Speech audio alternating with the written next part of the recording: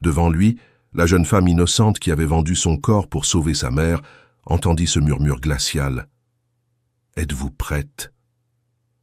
Son cœur s'emballa et le destin prit un tournant auquel elle ne pouvait échapper. Si vous aimez les histoires d'amour et les romances, abonnez-vous à cette chaîne et laissez un commentaire. Nous publions des vidéos comme celle-ci tous les jours et nous continuons. L'ascenseur aux parois miroirs de l'immeuble sur les Champs-Élysées reflétait un homme que Mathieu Dupont reconnaissait à peine. À 32 ans, il avait bâti un empire à partir de rien, transformant une petite start-up technologique en l'une des plus grandes entreprises de logiciels du pays.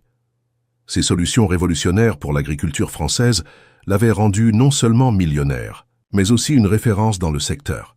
Les magazines économiques se disputaient ses interviews, les universités l'invitaient pour des conférences, et les investisseurs internationaux faisaient la queue pour rencontrer le prodige qui avait numérisé l'agriculture française. Mais, en ce matin de septembre, observant son propre reflet dans les miroirs dorés, Mathieu ne voyait que les décombres d'une vie qui semblait parfaite jusqu'à 48 heures auparavant. Ses yeux bruns, autrefois brillants d'ambition et d'assurance, portèrent maintenant une opacité qu'il n'arrivait pas à dissimuler, même avec les lunettes de soleil qu'il s'obstinait à porter même en intérieur. Son costume italien, taillé, sur mesure, pendait sur ses épaules comme s'il avait perdu plusieurs kilos du jour au lendemain. Et peut-être était-ce le cas.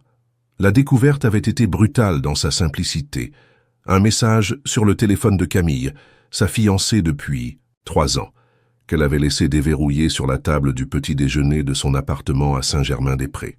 Un message de Thomas, son meilleur ami depuis leurs années d'études à la Sorbonne, son associé et bras droit dans l'entreprise.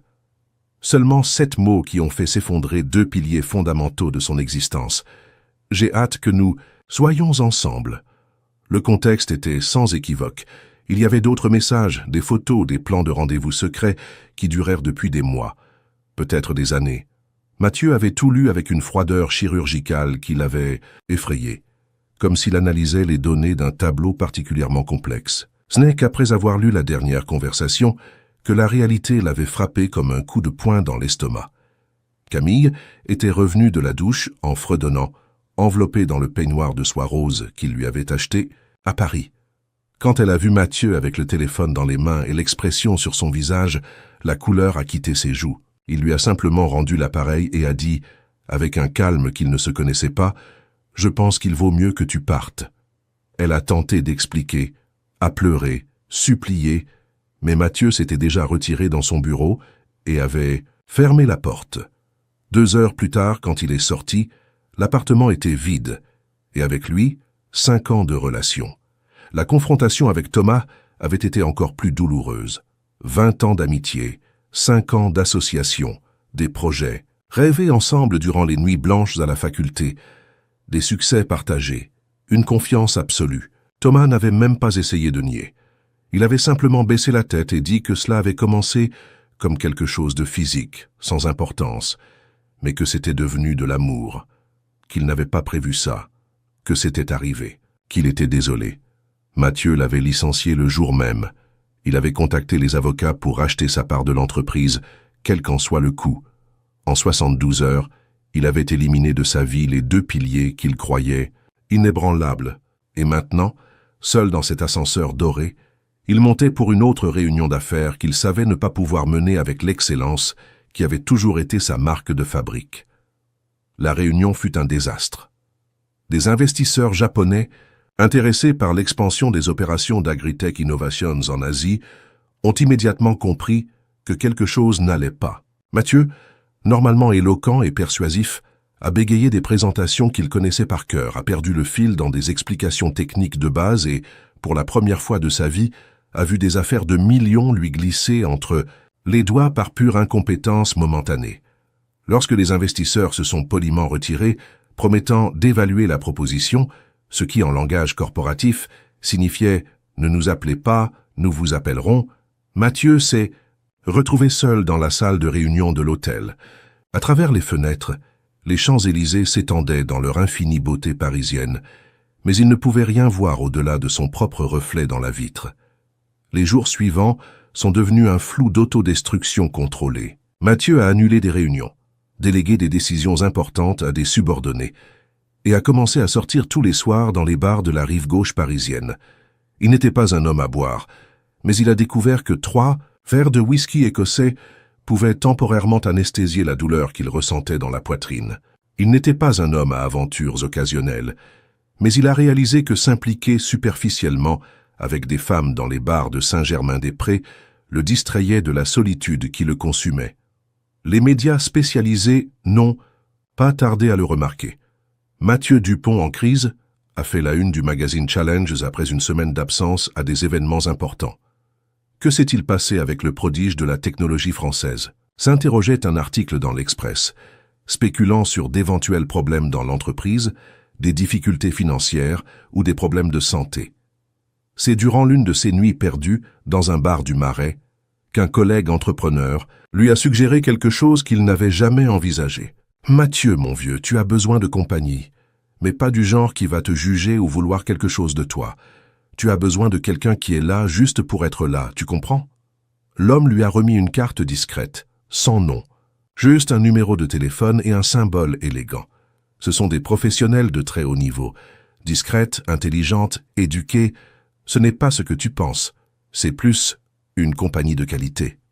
Mathieu a gardé la carte dans sa poche et l'a oubliée pendant 3 jours, jusqu'à ce jeudi particulièrement difficile, après avoir annulé une autre réunion importante parce qu'il n'arrivait tout simplement pas à se concentrer.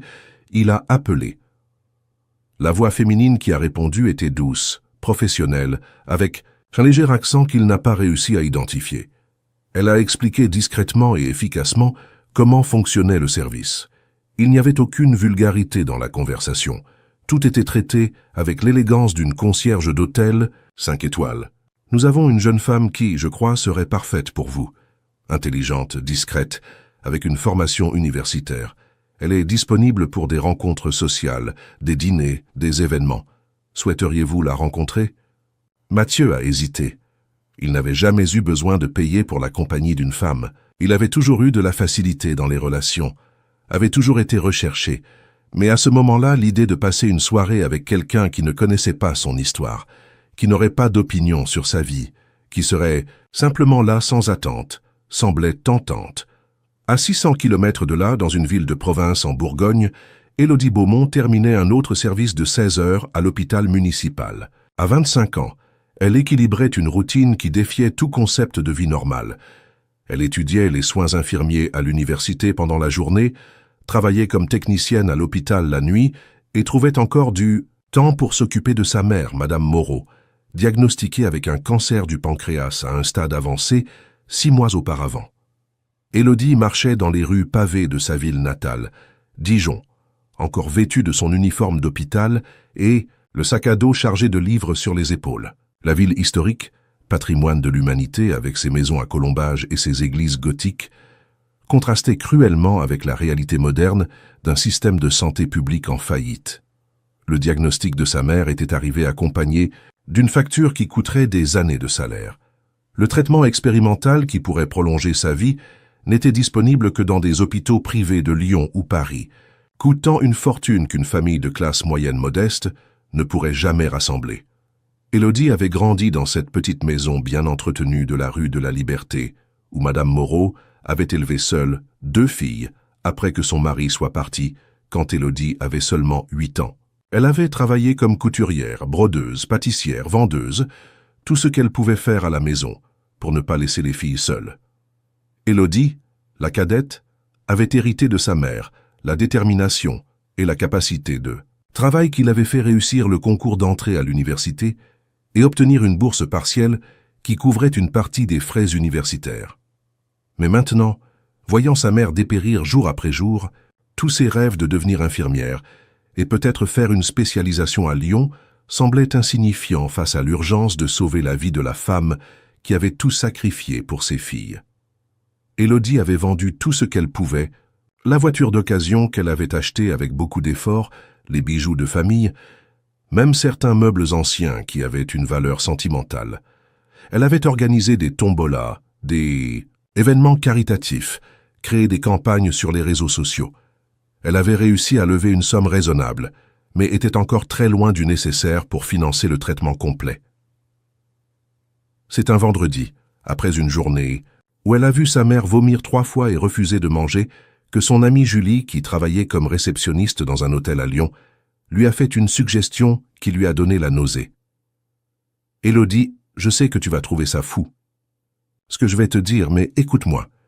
Il y a des filles ici à l'hôtel, bien éduquées, jolies, qui accompagnent des cadres quand ils viennent en ville. Ce n'est pas ce que tu penses, pas nécessairement. Souvent, c'est juste pour dîner, aller à des événements, avoir une belle compagnie à leur côté. Elles gagnent très bien même. » Élodie avait raccroché au nez de son amie. Comment Julie osait-elle suggérer cela? Elle, qui avait été élevée avec des valeurs solides, qui ne s'était jamais impliquée avec des hommes pour de l'argent, qui avait à peine eu le temps pour des relations sérieuses à cause des études et du travail. Mais la semaine suivante, quand le médecin à Lyon a expliqué que le cancer se propageait plus rapidement que prévu et que le traitement devait commencer au plus vite, Élodie a rappelé Julie. La conversation fut longue, pleine d'hésitation et de larmes. Julie a expliqué qu'elle travaillait occasionnellement pour une agence très discrète, qui ne servait que des cadres de haut niveau, des politiciens, des entrepreneurs, des femmes belles et intelligentes qui savent se comporter dans des environnements sophistiqués. Élodie, tu es parfaite pour ça, belle, intelligente, éduquée. Et d'après ce que je sais, beaucoup de clients veulent juste de la compagnie. Quelqu'un pour discuter, pour les accompagner lors de dîners d'affaires. Élodie a passé 3 nuits sans dormir.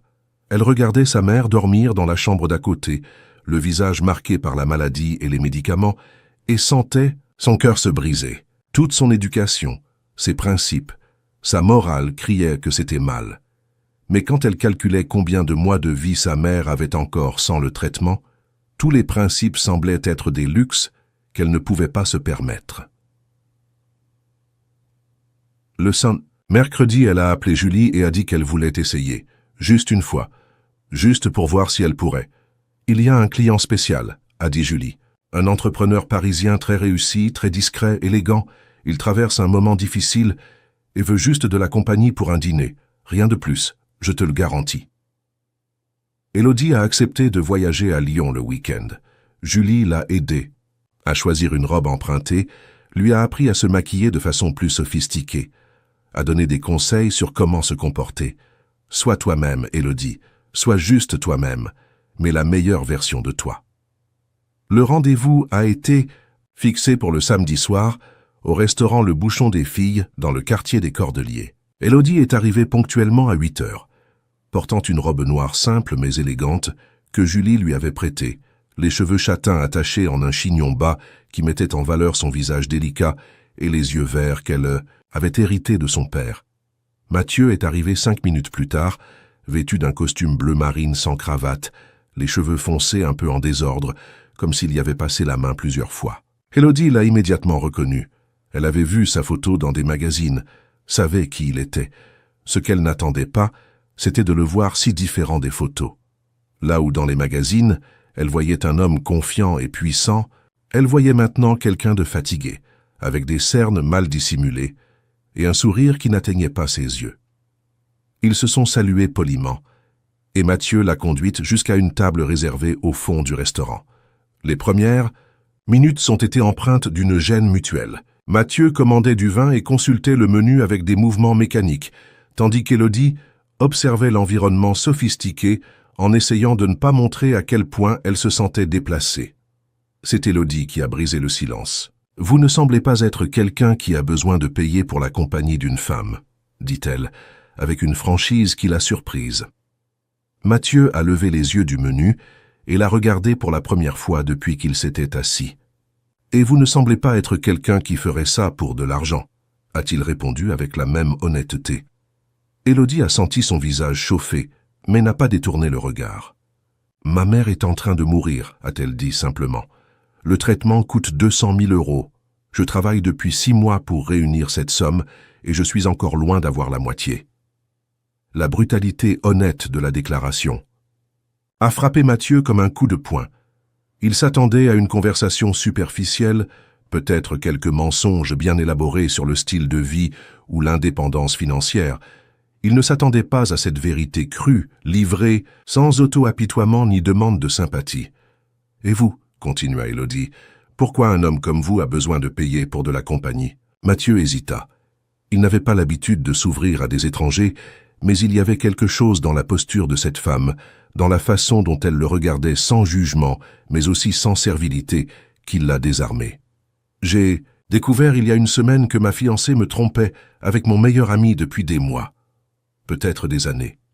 Élodie hocha la tête, comme si cela expliquait tout. Alors nous sommes tous les deux ici par désespoir, dit-elle. Au moins, nous sommes honnêtes à ce sujet. L'observation lui arracha le premier sourire sincère depuis une semaine.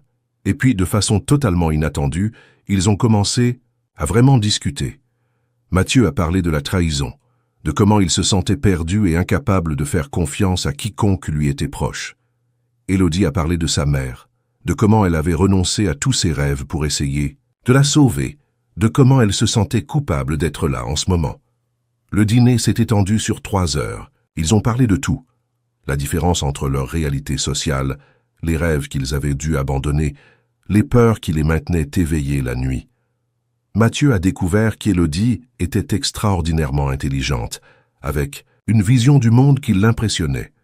Elle a découvert que derrière l'image d'entrepreneur à succès se cachait un homme qui se remettait constamment en question, qui avait construit un empire mais se sentait encore incertain de sa propre valeur. Quand est venu le moment de partir, aucun des deux ne voulait que la soirée se termine. Mais aucun ne savait non plus comment procéder. La situation était clairement définie par les paramètres de la rencontre qu'ils avaient convenue, mais ce qui s'était passé entre eux transcendait toute catégorie qu'ils connaissaient. C'est sur le parking du restaurant que Mathieu fit la proposition qui changerait leur vie à tous les deux. « Élodie, j'ai une proposition à vous faire. Ce n'est pas ce que vous pensez, » dit-il rapidement, voyant son expression changer. « J'ai besoin de quelqu'un à mes côtés dans les prochains. Moi, des événements professionnels, des dîners, des voyages d'affaires.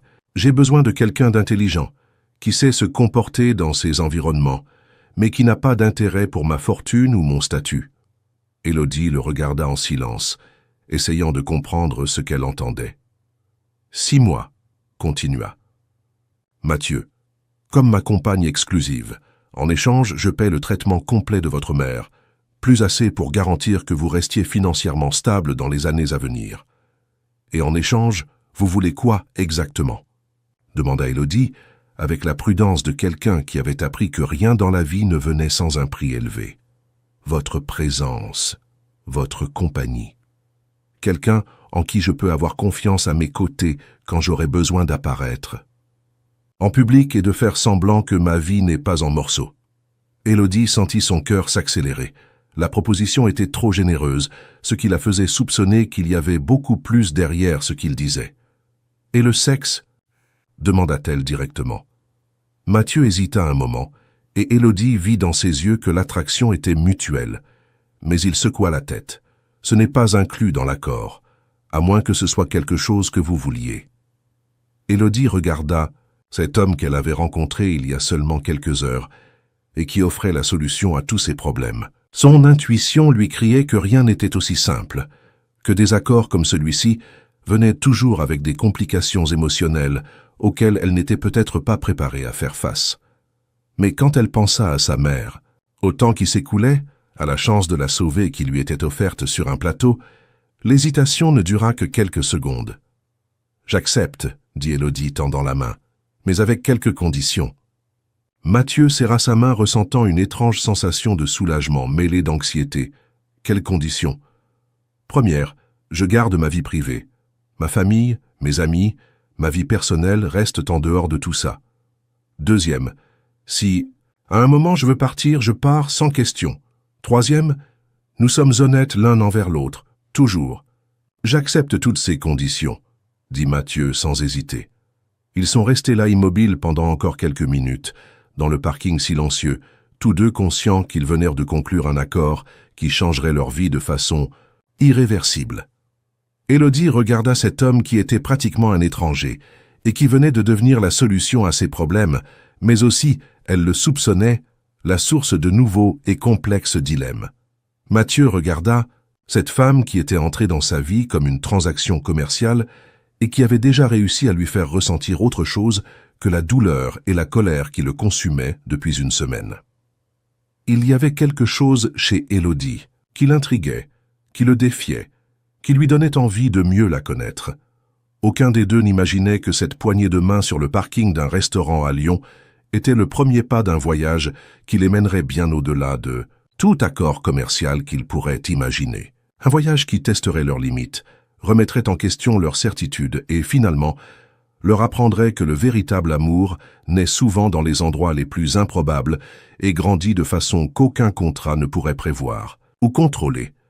La première chose qu'Élodie remarqua en entrant dans l'appartement de Mathieu à Saint-Germain-des-Prés était le silence. Pas le silence paisible d'une maison bien entretenue, mais ce type de quiétude lourde qui semblait engloutir toute tentative de vie. L'appartement était un exemple parfait de ce que les magazines de décoration appelleraient élégance masculine, contemporaine, ton neutre, meubles de design italien, œuvres d'art soigneusement sélectionnées, une vue spectaculaire sur la Seine à travers des fenêtres allant du sol au plafond. C'était le genre d'endroit où chaque objet coûtait plus qu'Élodie ne gagnait en un mois, mais qui, paradoxalement, transmettait une sensation de vide qui lui fit sentir un pincement au cœur. Mathieu la guida à travers l'appartement avec des mouvements mécaniques, lui montrant la chambre d'amis où elle resterait. « Seulement quand nous aurons besoin de maintenir les apparences », avait-il expliqué. Le bureau, la cuisine gastronomique qui visiblement n'était pas utilisée. Élodie observait tout avec des yeux analytiques, essayant de déchiffrer l'homme à travers l'espace qu'il habitait. Il y avait des photos encadrées, retournées face contre table sur des consoles, des espaces vides sur les murs où d'autres œuvres avaient clairement été accrochées, une table à manger pour 8 personnes qui semblait n'avoir jamais été utilisée. « Vous avez enlevé tous les souvenirs d'elle, » dit Élodie, non pas comme une question, mais comme une constatation. Mathieu s'arrêta au milieu du salon, surpris par l'observation directe. « Comment le savez-vous ? Les marques sur les murs où il y avait des tableaux, les photos retournées, l'espace vide sur l'étagère qui contenait clairement des objets personnels. Vous avez essayé d'effacer 5 ans en une semaine. » Il s'assit lourdement sur le canapé, en cuir italien, paraissant pour la première fois plus petit que sa stature. Je ne pouvais pas regarder quoi que ce soit qui me rappelait elle, ou lui. Élodie s'approcha lentement, étudiant l'homme qui était maintenant techniquement son employeur. Il y avait quelque chose de vulnérable dans la façon dont ses épaules se courbaient, comme s'il portait un poids invisible. « Où avez-vous grandi ?» demanda-t-elle, changeant de sujet avec l'intuition qu'il avait besoin de parler de tout, sauf de la trahison. « Créteil », répondit Mathieu sans hésiter. « Ma mère était institutrice dans une école publique, mon père mécanicien. Il vivait dans une maison de 2 chambres que mon père a construite petit à petit, les week-ends. » Élodie ressentit une pointe de surprise. Ce n'était pas l'origine qu'elle attendait d'un entrepreneur millionnaire. « Comment êtes-vous arrivé ici ?» Et puis Mathieu a vraiment commencé à parler. Il a raconté comment il avait été le premier de la famille à entrer à l'université, les nuits à étudier avec le bruit des travaux du voisin, sa mère qui faisait des pâtisseries à vendre pour rassembler l'argent de ses tickets de métro, jusqu'à la Sorbonne. Comment il avait rencontré Thomas la première semaine de cours et comment ils avaient rêvé ensemble de créer quelque chose de grand, de révolutionnaire. « C'est drôle, » dit Élodie, après avoir écouté l'histoire. « Vous êtes sorti de Créteil. Je suis sorti de Dijon. Vous avez construit un empire, j'arrive à peine à payer mes frais universitaires. Mais au final, nous sommes tous les deux ici, un peu perdus, essayant de découvrir qui nous sommes quand tout ce que nous pensions savoir sur nous-mêmes s'effondre. » Mathieu la regarda avec une intensité qui la fit rougir. « Vous avez une façon très directe de voir les choses. Ma mère a toujours dit que la vie est trop courte pour perdre du temps avec des euphémismes. » Dans les jours qui suivirent, Élodie découvrit que s'adapter au monde de Mathieu était comme apprendre une langue étrangère sans dictionnaire. Il y avait des codes non écrits, des rituels sociaux complexes, une étiquette spécifique pour chaque situation. Mathieu a engagé une consultante en images, une femme élégante nommée Sophie, qui est apparue dans l'appartement avec des mallettes pleines de vêtements de marque. « Ma chère, vous êtes naturellement belle, » dit Sophie, examinant Élodie, comme un sculpteur étudie un bloc de marbre.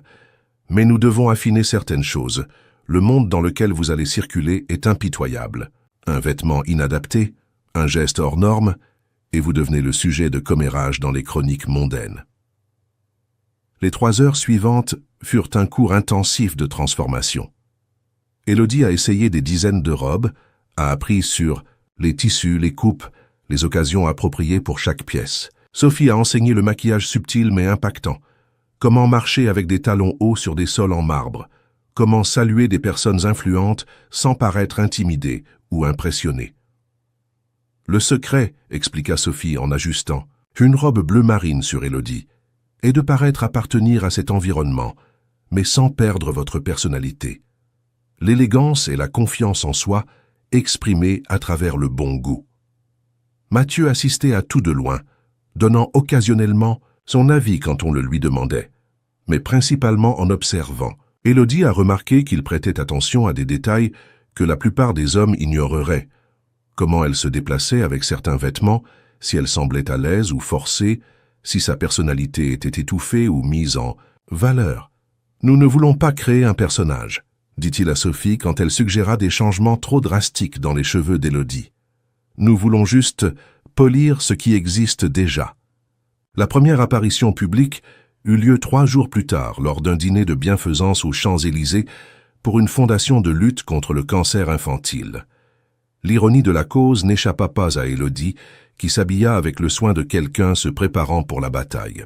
La robe choisie était d'une teinte vert émeraude qui mettait en valeur ses yeux, élégante mais pas ostentatoire, sophistiquée mais pas intimidante. Dans la voiture en route vers l'événement, Mathieu remarqua qu'Élodie était nerveuse, par la façon dont ses mains tremblaient légèrement alors qu'elle manipulait le petit sac que Sophie avait sélectionné. « Ça va ?» demanda-t-il. « Je suis terrifié », admit Élodie avec son honnêteté caractéristique. « Je vais dîner avec des gens qui pourraient acheter ma ville natale et l'utiliser comme résidence secondaire. » Mathieu rit, le premier rire sincère qu'elle avait entendu de lui. « Savez-vous ce que j'ai découvert sur ces gens après des années ? À les côtoyer, la plupart ont autant peur de paraître inadéquats que vous maintenant. La différence est qu'ils ont plus d'expérience pour le cacher. » Le conseil s'avéra étonnamment juste. Le dîner fut une série de conversations superficielles mais cordiales, où Élodie découvrit que son naturel et son intelligence authentique causaient plus d'impact positif que toute tentative d'impressionner.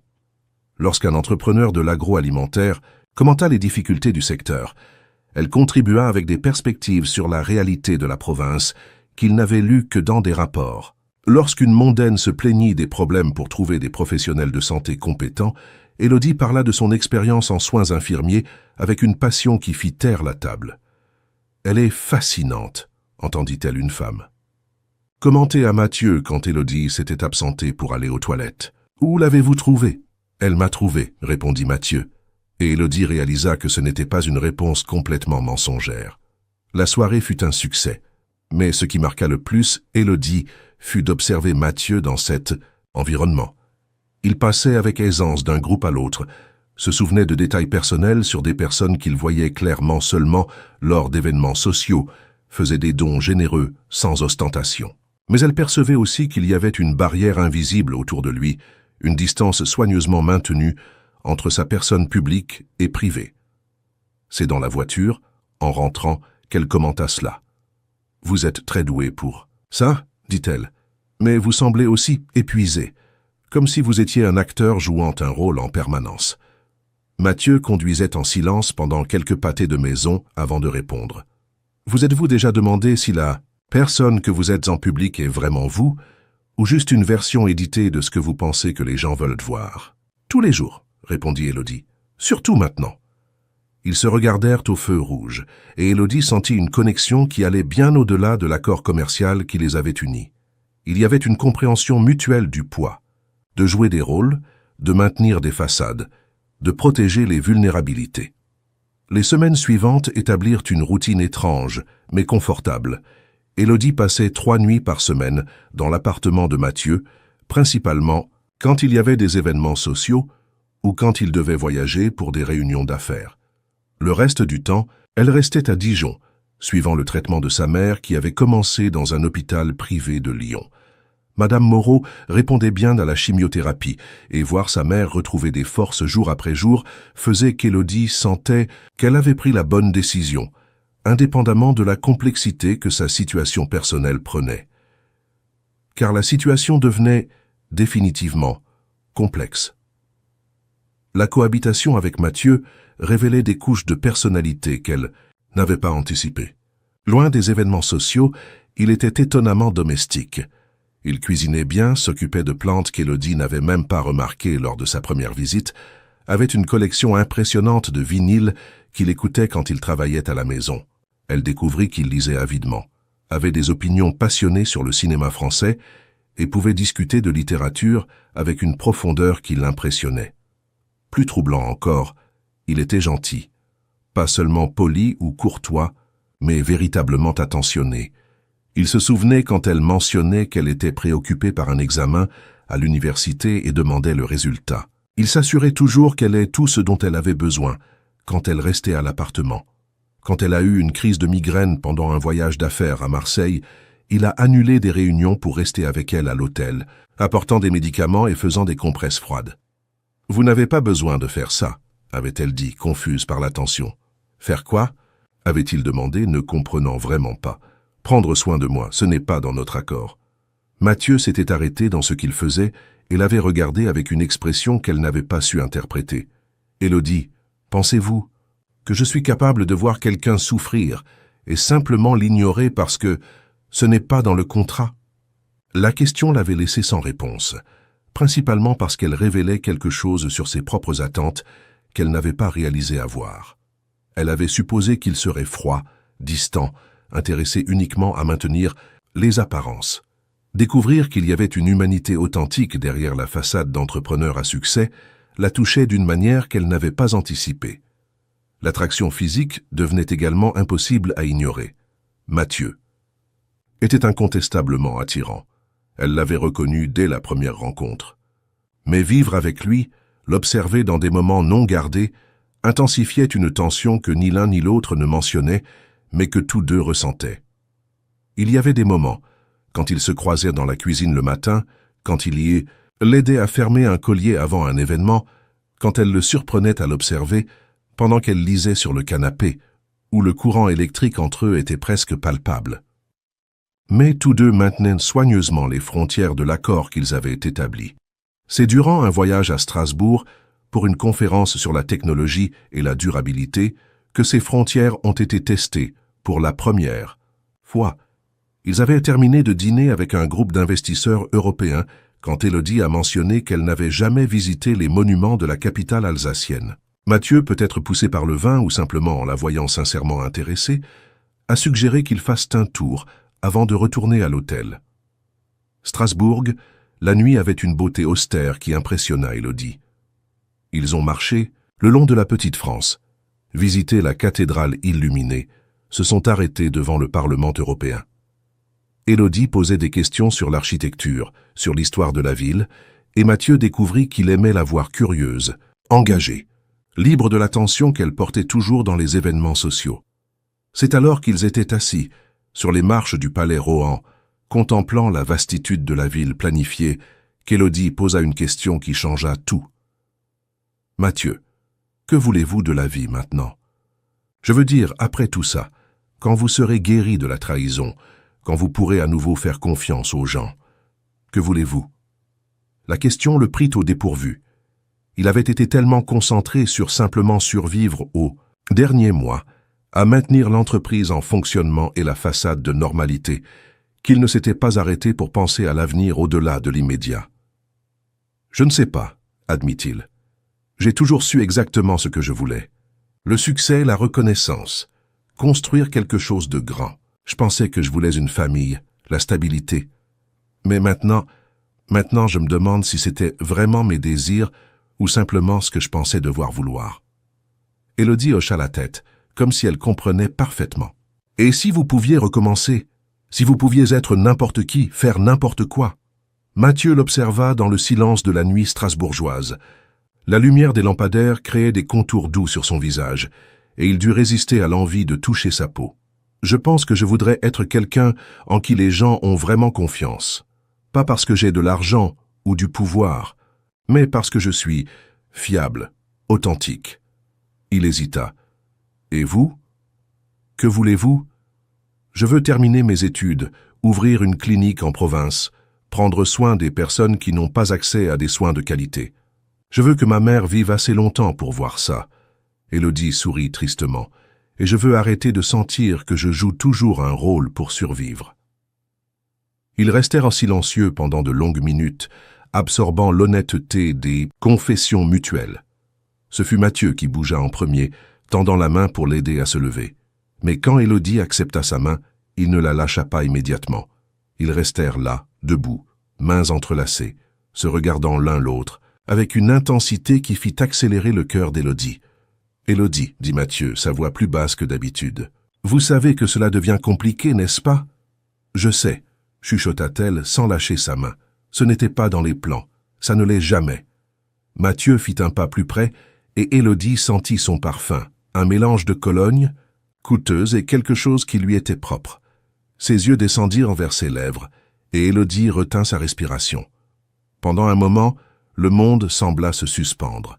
La ville planifiée de Strasbourg s'étendait autour d'eux dans sa géométrie parfaite, mais tout ce qui existait était cet espace minuscule entre leurs corps, chargé de possibilités.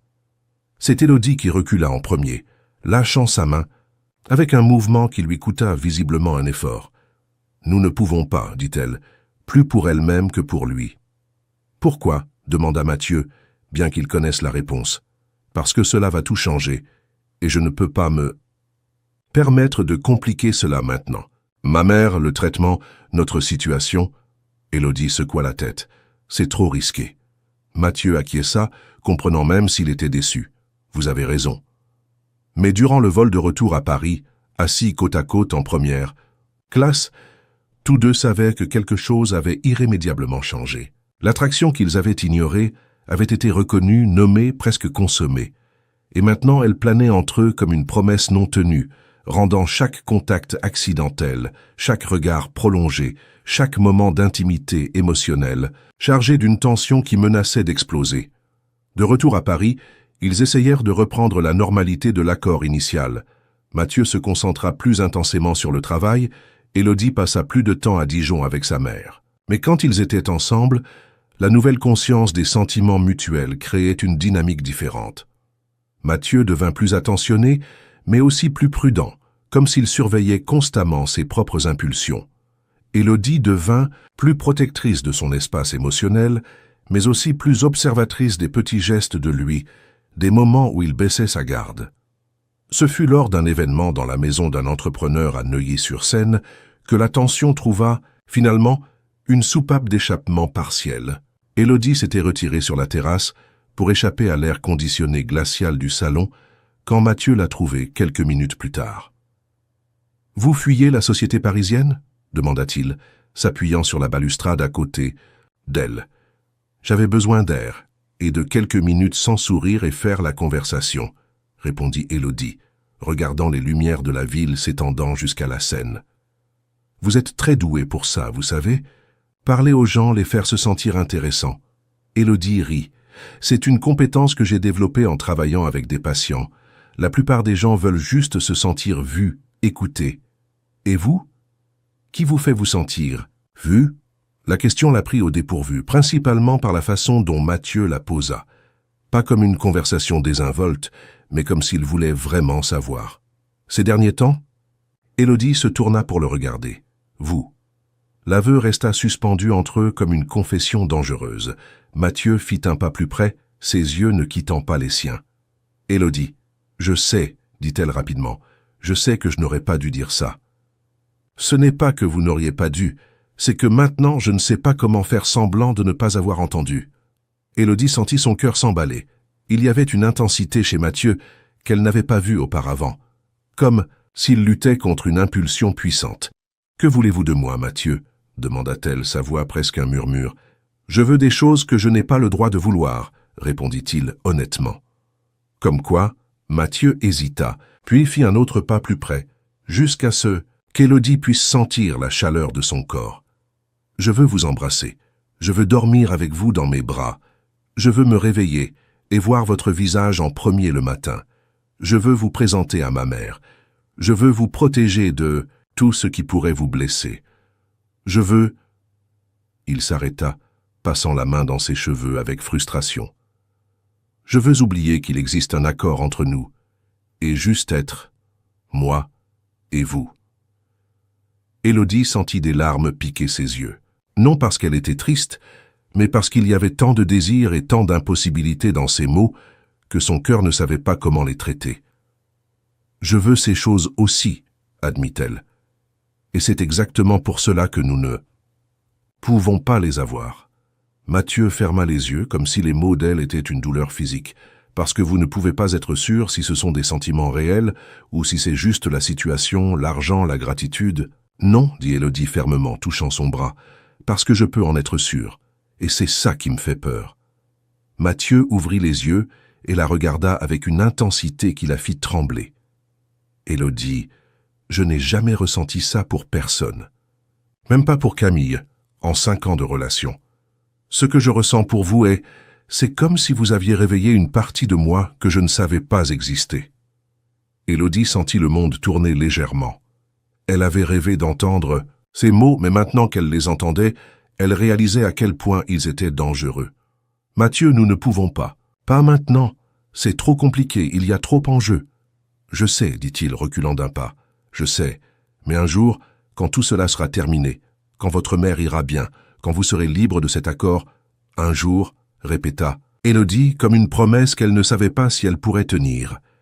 Ils sont retournés à l'événement en silence, mais quelque chose avait définitivement changé entre eux. Ils avaient reconnu non seulement l'attraction, mais des sentiments plus profonds qui compliquaient tout ce qu'ils avaient établi. Dans les semaines qui suivirent, la tension entre maintenir les apparences et les sentiments réels devint presque insupportable. Ils fonctionnaient parfaitement comme couple en public, leur chimie naturelle faisant que personne ne remettait en question l'authenticité de la relation. Mais en privé, chaque moment d'intimité simulé, une main sur la taille pendant une photo, un baiser sur la joue pour maintenir les apparences, des doigts entrelacés pendant un dîner, était une douce torture qui les laissait tous deux électrisés et frustrés. Ce fut lors d'un voyage à Bordeaux, pour l'inauguration d'une nouvelle filiale de l'entreprise, que la situation atteignit son point de rupture. Ils étaient logés dans des suites séparées du même hôtel, mais après un événement particulièrement long et fatigant, Élodie était allée dans la chambre de Mathieu pour revoir l'agenda du lendemain. Elle trouva Mathieu sur le balcon, regardant la ville, un verre de vin à la main. Il y avait quelque chose de différent en lui, une quiétude qui n'était pas seulement de la fatigue. « Tout va bien ?» demanda-t-elle, s'approchant doucement. « Ma mère a appelé aujourd'hui, » dit Mathieu sans se retourner. « Elle a demandé quand elle vous rencontrera.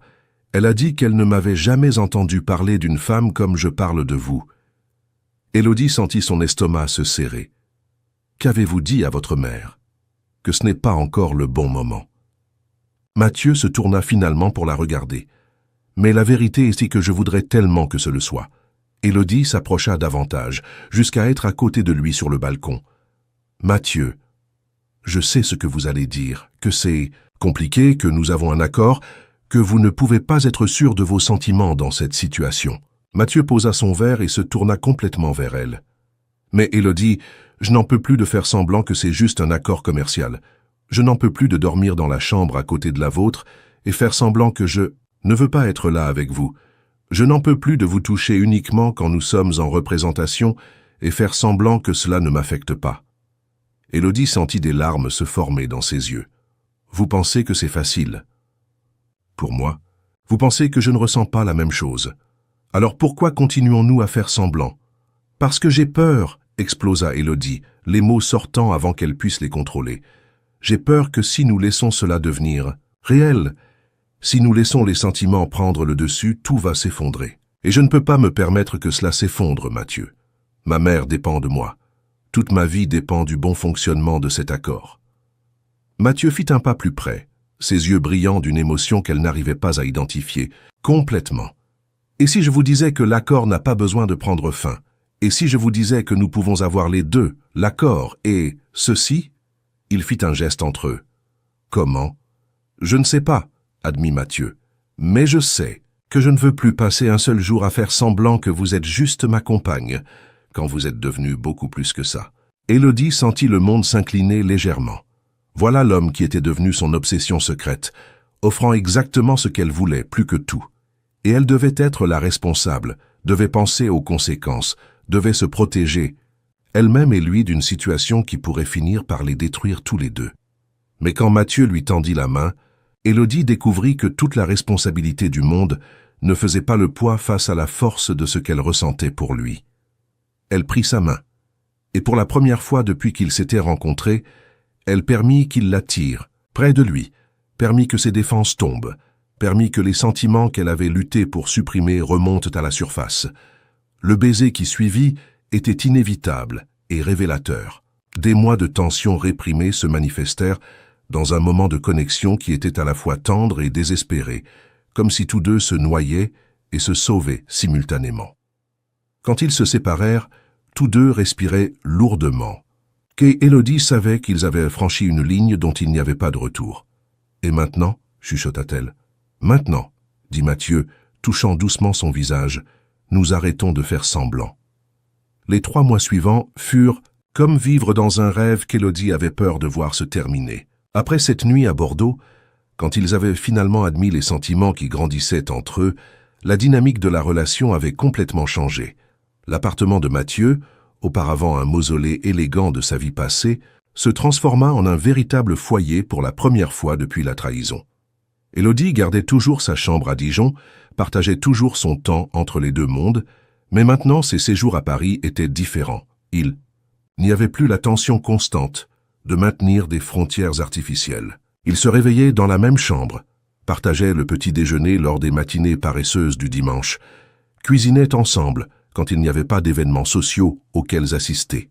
Mathieu découvrit qu'Élodie faisait un gâteau aux carottes qui lui rappelait son enfance.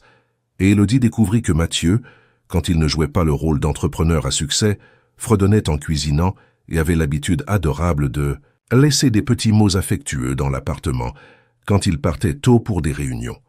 La première fois qu'ils firent l'amour, ce fut 3 semaines après le baiser à Bordeaux, une nuit pluvieuse où ils revinrent trempés d'un dîner à Saint-Germain-des-Prés. Élodie essayait de sécher ses cheveux avec une serviette quand Mathieu apparut derrière elle, l'enveloppant dans ses bras et embrassant son cou. Ce ne fut pas quelque chose de planifié ou calculé, c'est simplement arrivé, naturel comme respirer, inévitable comme la marée. C'était tendre et urgent à la fois, des mois de désir réprimés trouvant finalement expression. Après, allongée enlacée dans le lit de Mathieu, Élodie comprit enfin la différence entre le sexe et la véritable intimité. « Ça ne devrait pas être comme ça », chuchota-t-elle contre sa poitrine, traçant des cercles paresseux avec ses doigts. « Comment ça ?» demanda Mathieu, embrassant le sommet de sa tête. « Ça ne devrait pas être si parfait, si facile. Comme si nous l'avions fait 1000 fois auparavant. » Mathieu rit doucement, une vibration qu'elle sentit plus qu'elle n'entendit. Peut-être parce que nous avons cessé de lutter contre ça. Peut-être parce que nous avons enfin admis que c'est réel. Élodie leva la tête pour le regarder. C'est réel, n'est-ce pas? Ce n'est pas juste la situation, l'intensité, le drame. Mathieu l'attira sur lui, encadrant son visage de ses mains. Élodie, j'ai passé 5 ans avec Camille, et je n'ai jamais ressenti ne serait-ce qu'une fraction de ce que je ressens pour vous. C'est plus réel que tout ce que j'ai jamais vécu. Et c'était vrai. Dans les jours qui suivirent, Élodie observait Mathieu dans des moments non gardés et voyait un homme transformé. Il riait plus, était plus détendu dans les réunions de travail, recommençait à s'intéresser à des projets qu'il avait abandonnés. C'était comme si elle voyait la personne qu'il était avant que la trahison ne le durcisse. Un samedi matin, alors qu'Élodie lisait un livre sur la terrasse et que Mathieu travaillait sur son ordinateur portable à côté d'elle, son téléphone sonna. Élodie n'entendit qu'un côté de la conversation, mais à la façon dont le visage de Mathieu s'illumina, elle sut immédiatement qui c'était. « Salut, maman. Oui, je vais bien, beaucoup mieux. Elle est ici avec moi. Non, maman, ce n'est pas encore le moment de la rencontrer officiellement, mais... » Mathieu regarda Élodie, qui fit un signe d'encouragement. « Tu sais quoi? Et si nous déjeunions ensemble aujourd'hui ?» Le déjeuner avec Madame Lambert à N. Créteil fut l'une des expériences les plus émouvantes de la vie d'Élodie. La maison où Mathieu avait grandi était petite, mais impeccablement entretenue, pleine de photos de famille, de plantes qui occupaient chaque coin disponible. C'est l'odeur de la cuisine maison qui rappelait à Élodie sa propre mère. Madame Lambert était une femme de 60 ans, avec le même regard intelligent que son fils, et une façon directe de parler qui mit immédiatement Élodie à l'aise. Pendant le déjeuner, un festin qui avait clairement pris toute la matinée à préparer, elle raconta des histoires de l'enfance de Mathieu qui le firent rougir et Élodie rire aux larmes. Il a toujours été trop ambitieux pour son propre. Bien, dit Madame Lambert, servant une troisième portion de gratin dauphinois à Élodie. Depuis tout petit, il disait qu'il deviendrait riche pour m'offrir une grande maison. Je lui disais, « Fils, la maison n'a pas d'importance. Ce qui compte, c'est qui est à l'intérieur. » Élodie regarda Mathieu, le voyant à travers les yeux de sa mère. Pas l'entrepreneur à succès, mais le garçon qui avait promis de donner une vie meilleure à sa famille. « Et il a réussi, » dit Élodie. « La richesse, je veux dire. » « Oui, il a réussi, » acquiesça Madame Lambert. « Mais j'avais raison sur ce qui importe. Pendant des années, il a amené cette jeune femme ici, Camille, et je voyais que sa maison était belle mais vide. Aujourd'hui, pour la première fois depuis longtemps, je vois mon fils vraiment heureux. » Mathieu serra la main d'Élodie sous la table, et elle sentit une émotion si intense qu'elle dut lutter contre les larmes. Pendant le voyage de retour vers Saint-Germain-des-Prés, Élodie était silencieuse, assimilant tout ce qu'elle avait vécu ce jour-là. « Ça va ?» demanda Mathieu, remarquant son silence.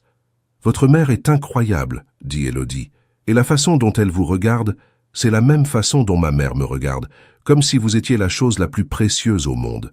C'est ainsi que vous me faites sentir, » dit doucement Mathieu, « comme si j'étais précieux pour quelqu'un. » Élodie se tourna pour le regarder, surprise par la vulnérabilité dans sa voix. « Mathieu, vous savez que vous êtes aimé, n'est-ce pas? Pas seulement par moi, mais par beaucoup de personnes. Aimé pour qui je suis ou pour ce que je peux offrir, demanda-t-il. Jusqu'à ce que je vous rencontre, je n'étais pas sûr qu'il y ait une différence. » C'est à ce moment qu'Élodie réalisa à quel point elle était tombée amoureuse de cet homme. Pas seulement de la version publique et réussie, mais de l'homme vulnérable qui doutait de sa propre valeur, qui avait été si profondément blessé par la trahison qu'il remettait en question toutes les connexions humaines. Les semaines suivantes furent des montagnes russes émotionnelles de bonheur qu'Élodie n'avait jamais expérimentées. Ils voyageaient ensemble pour des événements professionnels, mais maintenant les voyages incluaient des moments volés, des promenades main dans la main sur des plages désertes quand ils avaient des événements dans des villes côtières, des dîners romantiques dans de petits restaurants charmants que Mathieu recherchait spécialement pour l'impressionner, des nuits à discuter de rêves et de peurs dans des chambres d'hôtel. Élodie se retrouva amoureuse non seulement de Mathieu, mais de la vie qu'ils construisaient ensemble. Pour la première fois, elle pouvait imaginer un futur qui allait au-delà de la survie, au-delà de prendre soin de sa mère et de terminer ses études. Elle pouvait se voir construire quelque chose avec lui, peut-être en combinant la clinique, dont elle rêvait d'ouvrir en province, avec des projets de technologie en santé qu'ils développaient. Elle rêvait éveillée d'une vie où ils n'auraient pas à garder de secrets, où ils pourraient être simplement eux-mêmes.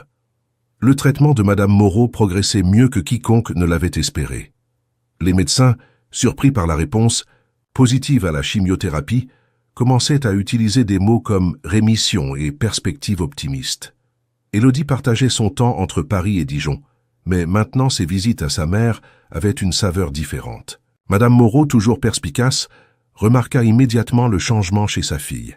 « Tu es différente, » dit-elle un après-midi, alors qu'Élodie l'aidait avec ses médicaments. Plus légère, heureuse. Élodie sourit, incapable de cacher la joie qu'elle ressentait. « Le traitement fonctionne, maman, tu vas mieux. »« Ce n'est pas que ça, » insista Madame Moreau. « C'est autre chose. Tu es amoureuse. » Élodie sentit son visage chauffer. Elle avait parlé à sa mère du travail à Paris, mais gardé les détails vagues. Officiellement, elle était assistante personnelle d'un entrepreneur à succès. « Maman, tu n'as pas besoin de parler si tu ne veux pas, » dit Madame Moreau tenant la main de sa fille. « Je veux juste que tu saches qu'après tout ce que tu as sacrifié pour moi, je veux que tu sois heureuse. Tu mérites d'être heureuse. » Ce soir-là, Élodie appela Mathieu et pour la première fois, prononça les mots qui grandissaient dans son cœur depuis des semaines. « Je t'aime, dit-elle simplement, sans préambule ni explication. » Il y eut un silence de l'autre côté de la ligne, et pendant un moment, Élodie sentit son cœur s'arrêter. « Élodie, dit finalement Mathieu, sa voix chargée d'émotion. J'attendais que tu sois prête à entendre ça de moi depuis si longtemps. Je suis prête, chuchota-t-elle. Je t'aime, dit-il. Je t'aime d'une façon qui m'effraie et me complète en même temps. Ils restèrent au téléphone jusqu'à tard dans la nuit, faisant des projets, rêvant haut et fort pour la première fois. Mathieu parla de la présenter officiellement à ses amis et collègues, non pas comme une accompagnatrice, mais comme sa petite amie. Élodie parla de peut-être se transférer dans une université à Paris pour être plus proche de lui. C'étaient des rêves de personnes amoureuses, peut-être trop optimistes, mais réels dans l'intensité avec laquelle ils les ressentaient. C'est lors d'un voyage à Paris, pour l'ouverture d'une nouvelle galerie d'art dans le 16e arrondissement, que leur bonheur rencontra son premier véritable obstacle. L'événement était l'un des plus élégants de l'année, réunissant l'élite culturelle et entrepreneuriale parisienne. Élodie s'était sentie confiante dans sa robe bleu marine, aux côtés de Mathieu qui rayonnait de fierté de l'avoir comme compagne. Ils circulaient dans l'événement comme un vrai couple, sans les anciennes tensions de maintenir les apparences. C'est alors qu'ils admiraient une sculpture contemporaine qu'Élodie vit Mathieu se raidir à côté d'elle. Suivant son regard, elle vit une femme blonde s'approcher d'eux avec un sourire qui n'atteignait pas ses yeux. Élodie la reconnut immédiatement des photos qu'elle avait vues dans les magazines mondains.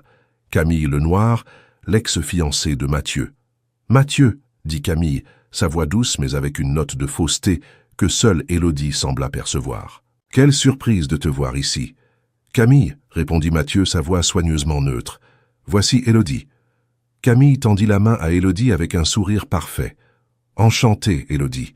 J'ai tellement entendu parler de toi. » Élodie serra sa main, sentant une froideur qui allait au-delà de la température de la peau. « De même, Mathieu ne m'avait pas dit que tu étais si jolie, » continua Camille.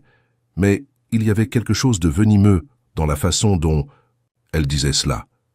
Ça doit être excitant d'être avec quelqu'un de si expérimenté. L'implication dans ces mots fit qu'Élodie ressentit une pointe d'insécurité, mais Mathieu mit immédiatement son bras autour de sa taille, dans un geste protecteur. « Si vous voulez bien nous excuser, dit-il fermement, nous étions sur le point de partir. » Mais Camille n'avait pas terminé. « Élodie, puis-je te parler en privé? Juste une minute ?» Élodie regarda Mathieu, qui secoua la tête presque imperceptiblement. Mais quelque chose dans l'expression de Camille, un mélange d'urgence et de malice, rendit Élodie trop curieuse pour refuser. « Bien sûr, dit-elle, ignorant le regard d'avertissement de Mathieu. Elles s'éloignèrent vers un coin plus discret de la galerie, loin de l'agitation de l'événement. Camille attendit d'être sûre qu'elle ne pouvait pas être entendue avant de parler. « Élodie, je ne sais pas comment dire cela, mais je pense que tu as le droit de connaître la vérité sur ta situation avec Mathieu. » Élodie sentit un froid dans l'estomac. Quelle vérité? Sur pourquoi il a vraiment cherché une accompagnatrice, sur ce qu'il veut vraiment de toi. Je ne comprends pas. Camille soupira, comme si elle était réticente à continuer. « Ma chérie, Mathieu et moi, nous nous sommes remis ensemble il y a 3 semaines. Il ne te l'a pas dit ?» Élodie sentit le monde tourner légèrement. « C'est un mensonge. »« J'aimerais que ce soit le cas, » dit Camille, touchant le bras d'Élodie, avec une fausse compassion. « Mais la vérité est que Mathieu n'a jamais réussi à m'oublier. L'histoire avec toi, c'était juste une distraction, une façon de me rendre jalouse pour que je revienne. »« Tu mens, » répéta Élodie, mais sa voix sortit moins convaincante qu'elle ne le voulait. Camille ouvrit son sac et sortit une échographie. « Je suis enceinte, Élodie. De Mathieu. Nous prévoyons de nous marier à la fin de l'année. » Élodie regarda l'image en noir et blanc, sentant la nausée monter. La date sur l'échographie montrait que l'examen avait été fait la semaine précédente. « Ce n'est pas possible. Je sais que c'est choquant, je sais qu'il t'a fait croire qu'il y avait quelque chose de réel entre vous. Mathieu a toujours été très convaincant quand il veut quelque chose. Mais ma chérie, réfléchis. Un homme comme lui, qui pourrait avoir n'importe quelle femme, pourquoi choisirait-il quelqu'un dans ta situation ?» Les Tchalisa. Mots frappèrent Élodie comme des flèches précises dans ses insécurités les plus profondes. Tous les doutes qu'elle avait enterrés, tous les questionnements sur la réalité de ses sentiments revinrent à la surface avec une force dévastatrice. « Il m'a dit qu'il m'aimait, » murmura Élodie. « Je suis sûr qu'il l'a dit. Mathieu est très doué pour faire sentir les gens spéciaux. C'est une partie de son charme. Camille rangea l'échographie et prit les mains d'Élodie avec une fausse gentillesse. « Élodie, tu sembles être une fille douce, tu ne mérites pas d'être utilisée de cette façon. Il va te congédier dans quelques semaines quand il se lassera du jeu. Mieux vaut partir avec dignité tant que tu le peux. » Élodie sentit des larmes brûler ses yeux. Une partie de son esprit criait que Camille mentait, que tout ce qu'elle avait vécu avec Mathieu ces dernières semaines était réel. Mais une autre partie, celle qui avait toujours douté de mériter un tel bonheur, murmurait que peut-être Camille disait la vérité. « Pourquoi me racontes-tu ça ?» demanda Élodie. « Parce que j'ai déjà été à ta place, » répondit Camille. « Je sais ce que c'est de croire que tu es spécial pour lui, seulement pour découvrir que tu ne l'es pas. » Élodie regarda à travers la galerie et vit Mathieu qui l'attendait, l'inquiétude gravée sur son visage. Pendant un moment, elle voulut courir vers lui, tout lui raconter, le laisser expliquer. Mais puis elle se souvint de toutes les fois où elle s'était interrogée sur la réalité de ses sentiments, toutes les fois où elle s'était demandé si un homme comme lui pouvait vraiment aimer quelqu'un comme elle. « Je dois y aller, » dit Élodie, se sentant étouffée. « Élodie, attends, » appela Camille, mais Élodie se dirigeait déjà vers la sortie. Mathieu la rattrapa à mi-chemin. « Élodie, qu'est-ce qui se passe? Qu'est-ce qu'elle t'a dit ?» Élodie le regarda, voyant pour la première fois non pas l'homme qu'elle aimait, mais l'entrepreneur puissant qui pourrait être en train de jouer avec elle. « Je dois partir. »« Qu'est-ce que Camille a dit ?» insista Mathieu, tenant doucement son bras. Élodie se dégagea, incapable de le regarder dans les yeux sans s'effondrer. « Peu importe, je dois juste partir. »« Élodie, s'il te plaît, parle-moi. Que se passe-t-il » Mais Élodie marchait déjà vers la sortie, laissant Mathieu seul au milieu de la galerie, ne comprenant pas ce qui venait de se passer pour détruire la soirée qui avait si bien commencé. Élodie prit un taxi directement pour l'aéroport, sans même retourner à l'appartement pour prendre ses affaires. Pendant tout le vol vers Lyon, les mots de Camille résonnaient dans son esprit. L'image de l'échographie brûlait dans sa mémoire. Chaque geste affectueux de Mathieu, chaque déclaration d'amour, chaque moment intime, tout se transforma en suspicion sous la lumière venimeuse des révélations de Camille. Mathieu appela des dizaines de fois pendant le voyage, mais Élodie ne répondit pas. Il envoya des messages désespérés, mais Élodie les effaça sans les lire. Quand elle arriva enfin à Dijon, à l'aube, elle trouva sa mère qui l'attendait, éveillée. « Que s'est-il passé ?» demanda Madame Moreau, voyant l'état émotionnel de sa fille. Élodie s'effondra dans les bras de sa mère, pleurant toutes les larmes qu'elle avait retenues pendant le voyage. Entre les sanglots, elle raconta tout. L'accord original, comment elle était tombée amoureuse, les révélations de Camille. « Ma fille, » dit Madame Moreau, caressant les cheveux d'Élodie. « Es-tu sûre que cette femme disait la vérité ?» Elle avait une échographie, maman, avec une date récente. Les échographies peuvent être de n'importe qui, ma chérie. Les personnes désespérées font des choses désespérées. Élodie leva la tête, regardant sa mère à travers les larmes. Mais et si elle dit la vérité? Et si j'ai juste été une idiote qui est tombée amoureuse de son propre client? Et si elle ment? Et si tu jettes l'amour de ta vie à cause des paroles venimeuses d'une femme rejetée? La question de sa mère resta suspendue dans l'air, mais Élodie était trop blessée, trop incertaine pour la considérer sérieusement. Tout ce qu'elle pouvait penser était à l'humiliation d'avoir cru que quelqu'un comme Mathieu pouvait vraiment l'aimer. Dans les semaines qui suivirent, Élodie refusa de répondre aux appels de Mathieu. Elle changea de numéro de téléphone, évita les endroits où il pourrait la trouver. Mathieu apparut à Dijon 2 fois, mais Élodie refusa de le voir. Elle demanda à Madame Moreau de dire qu'elle n'était pas à la maison, qu'elle avait voyagé, n'importe quoi pour éviter la confrontation. C'est pendant la 3e semaine après la séparation qu'Élodie commença à ressentir des nausées matinales. Initialement, elle les attribua au stress émotionnel, mais quand les symptômes persistèrent, une possibilité terrifiante commença à se former dans son esprit. Le test de grossesse confirma ses pires craintes et ses plus grands rêves simultanément. Elle était enceinte de Mathieu. L'homme qui peut-être ne l'aimait pas, qui peut-être avait simplement joué avec elle, qui attendait peut-être un enfant avec une autre femme. Élodie regarda le test positif dans ses mains et prit une décision qui changerait tout. Elle ne le dirait pas à Mathieu.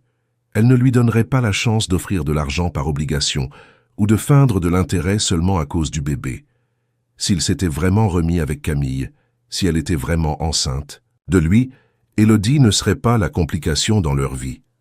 Une semaine plus tard, Élodie découvrit lors d'une échographie qu'elle attendait des jumeaux. 2 bébés qui porteraient les yeux de Mathieu, son sourire, son intelligence. 2 bébés qu'elle élèverait seule, les protégeant d'un père qui peut-être ne les voulait pas vraiment. Élodie fit ses valises et, avec l'approbation réticente, mais compréhensive de sa mère, déménagea dans une ville côtière en Bretagne, un endroit où personne ne la connaissait, où elle pourrait recommencer sans regard curieux ou questions indiscrètes. Avec une partie de l'argent que Mathieu avait payé pour leur accord, elle loua une petite maison accueillante près de la plage et commença à planifier une vie qui n'incluait pas l'homme qu'elle aimait encore désespérément. Pendant tout ce temps, Mathieu continuait d'essayer de la trouver. Il engagea des détectives privés, appela des hôpitaux, des universités, n'importe quel endroit où Élodie pourrait être. Il apparaissait régulièrement à Dijon, suppliant Madame Moreau pour des informations sur l'endroit où se trouvait sa fille. « Elle ne veut pas te parler, » disait Madame Moreau, le cœur brisé en voyant le désespoir sincère de cet homme, « et je ne sais pas où elle est. »« S'il vous plaît, » suppliait Mathieu, « dites-moi simplement ce que Camille lui a dit. Peut-être que je peux expliquer, clarifier tout malentendu. » Mais Madame Moreau gardait le secret de sa fille, même en sentant qu'il y avait quelque chose de profondément erroné dans toute cette situation. Mathieu retourna à Paris comme un homme détruit. L'appartement à Saint-Germain-des-Prés redevint le mausolée qu'il était avant qu'Élodie n'entre dans sa vie. Il se jeta dans le travail avec une obsession qui inquiétait ses employés, mais rien ne pouvait combler le vide qu'Élodie avait laissé. Ce fut lors d'une réunion d'affaires, 3 mois après la disparition d'Élodie, que Mathieu rencontra Camille à nouveau. Elle apparut dans son bureau sans prévenir, portant une robe qui ne montrait pas de signe de grossesse. « Tu as perdu du poids ?» demanda Mathieu, remarquant immédiatement la différence. Camille hésita une fraction de seconde. « Complication pendant la grossesse, j'ai dû interrompre. » Mathieu l'étudia avec des yeux plus attentifs. « C'est étrange, je ne me souviens pas que tu étais enceinte. »« Comment ça, tu ne t'en souviens pas ? Je te l'ai dit. »« Camille, » dit Mathieu, sa voix dangereusement basse, « nous n'avons pas fait l'amour une seule fois depuis que nous avons rompu. Comment aurais-tu pu être enceinte de moi ?» Le visage de Camille perdit toute couleur. « Mathieu, Qu'as-tu dit à Élodie cette nuit-là à la galerie ?» La question fut posée avec un calme mortel qui fit reculer Camille. « Je n'ai rien. »« Dis, qu'est-ce que tu lui as dit ?» explosa Mathieu, se levant de sa chaise.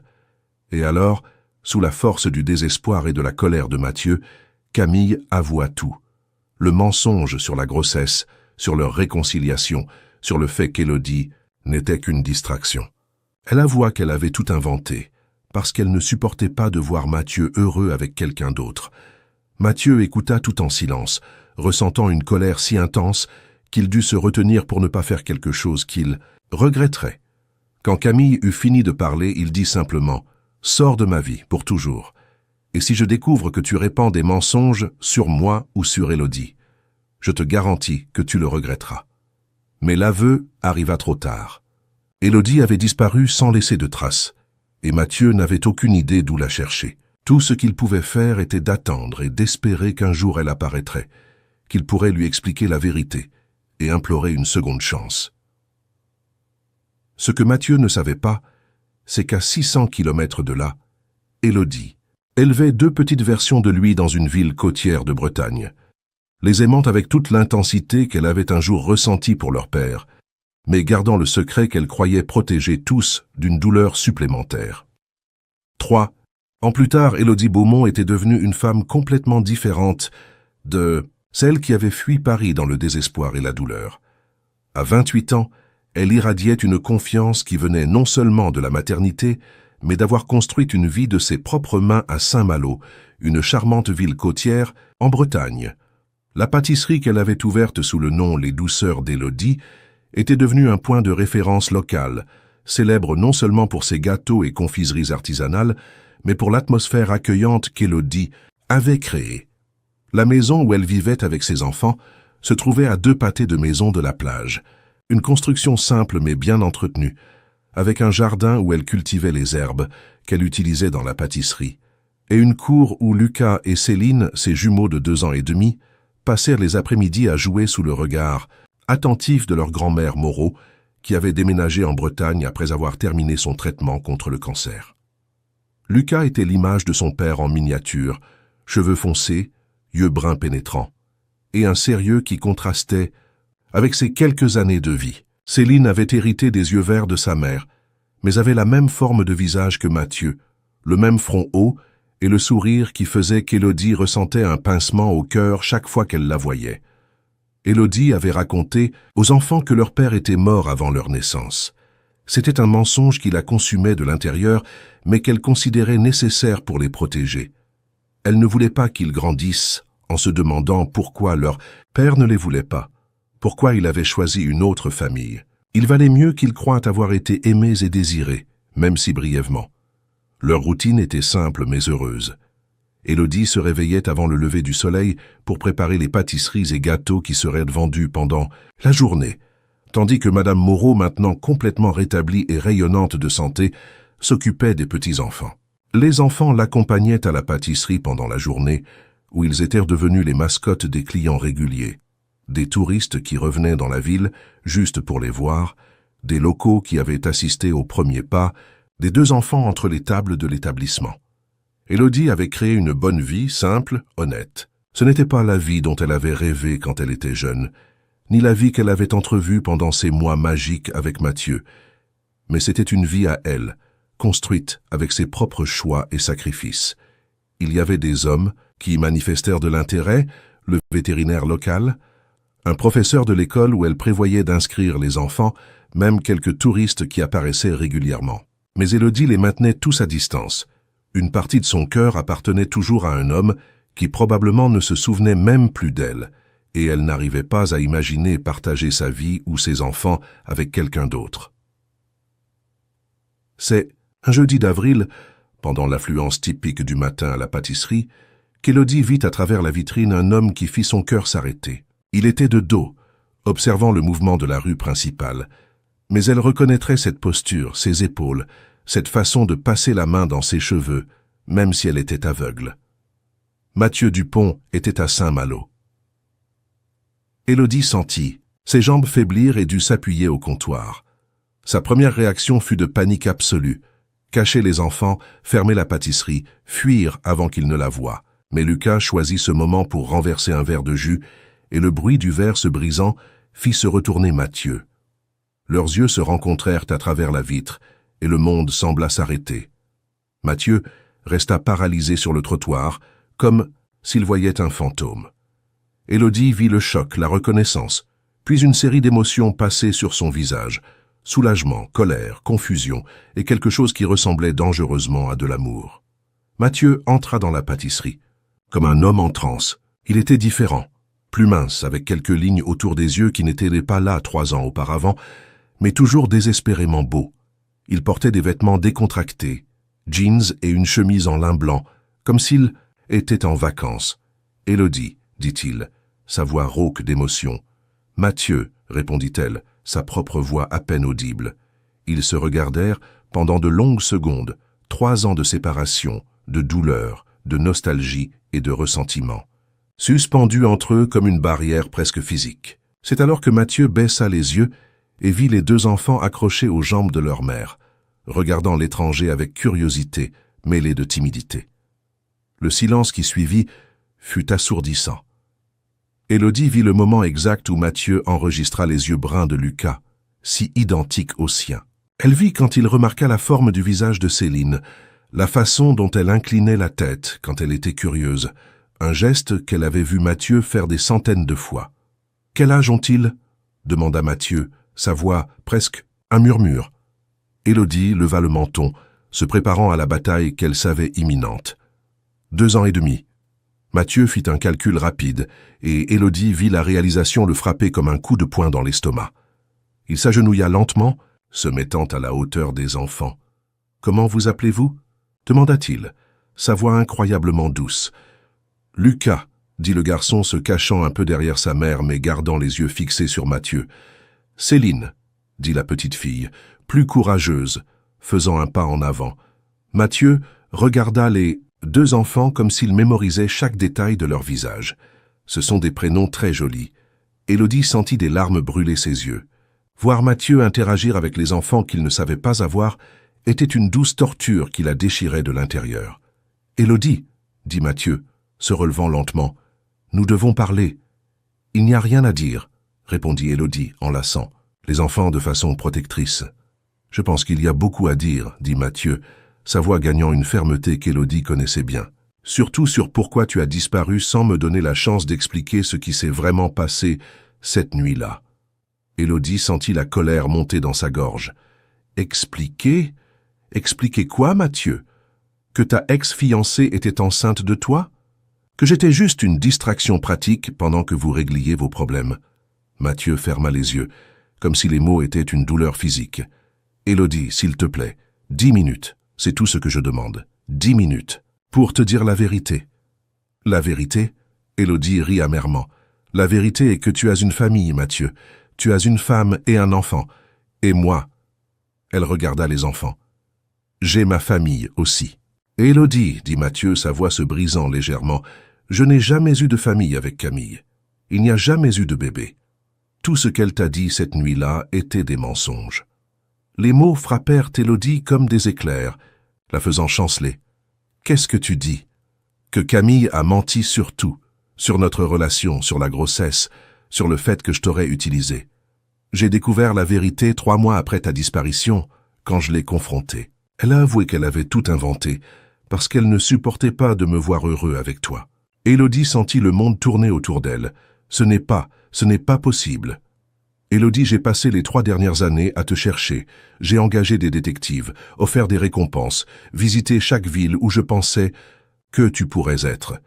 Je ne suis arrivé ici que parce que l'un des enquêteurs a découvert un virement bancaire que tu as fait de Dijon jusqu'ici. » Élodie s'appuya au comptoir, essayant d'assimiler ce qu'elle entendait. Si Mathieu disait la vérité, cela signifiait qu'elle avait jeté 3 ans de bonheur à cause de mensonges.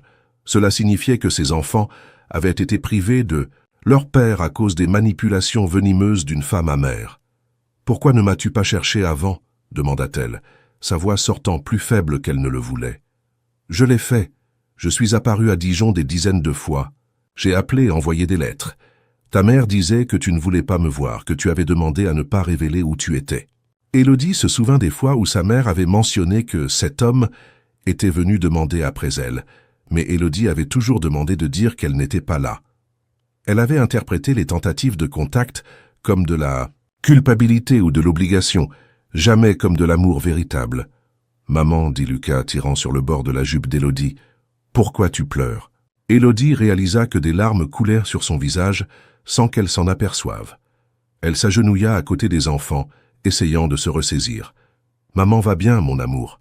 C'est... » Élodie regarda Mathieu, ne sachant pas comment le présenter. « C'est Mathieu, c'est un vieil ami de maman. » Mathieu s'agenouilla à nouveau, se mettant à la hauteur des enfants. « Lucas, Céline, aimeriez-vous prendre une glace pendant que je parle avec votre maman ?»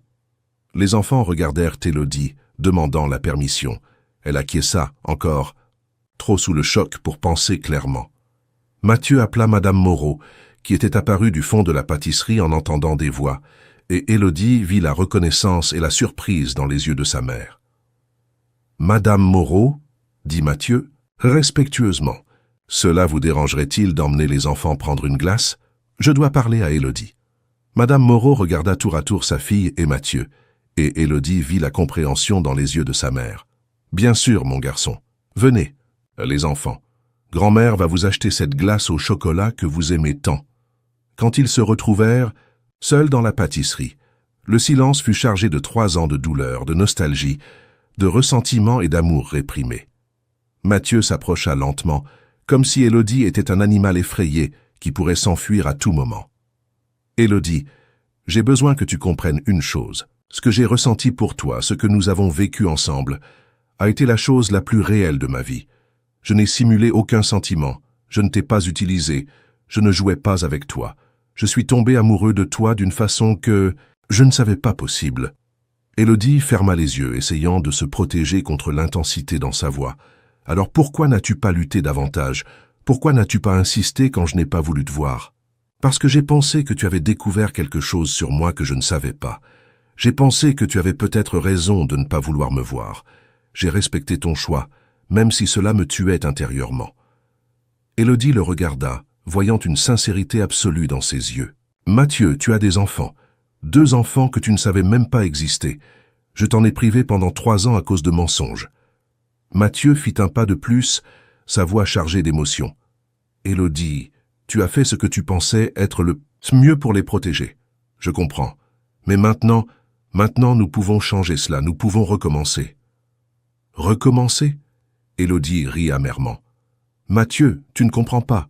J'ai construit une vie ici, une bonne vie, stable. Les enfants ont une routine, des amis, une grand-mère qui les adore. Je ne peux pas simplement tout déraciner parce que tu es apparu. »« Je ne te demande pas de tout déraciner, » dit Mathieu. « Je te demande une chance de connaître mes enfants, une chance de montrer que ce que nous ressentions l'un pour l'autre existe toujours. » Élodie sentit son cœur accélérer.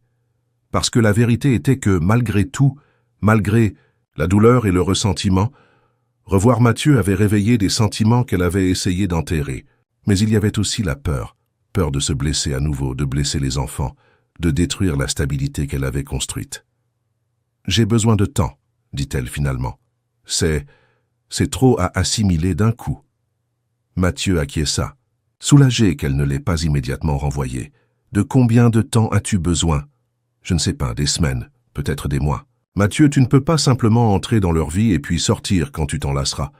Si tu veux faire partie de la vie des enfants, ce doit être pour toujours. »« Élodie, » dit Mathieu, sa voix chargée d'une certitude absolue, « ça n'est pas l'intention d'aller nulle part. Plus jamais. » Dans les jours qui suivirent, Mathieu s'installa dans une pension de famille dans la ville et commença une campagne subtile, mais déterminée pour reconquérir Élodie et connaître ses enfants. Tous les jours, il apparaissait à la pâtisserie en fin d'après-midi, apportant toujours quelque chose. Des fruits frais pour qu'Élodie les utilise dans ses pâtisseries, des jouets simples mais bien choisis pour les enfants, des fleurs pour Madame Moreau.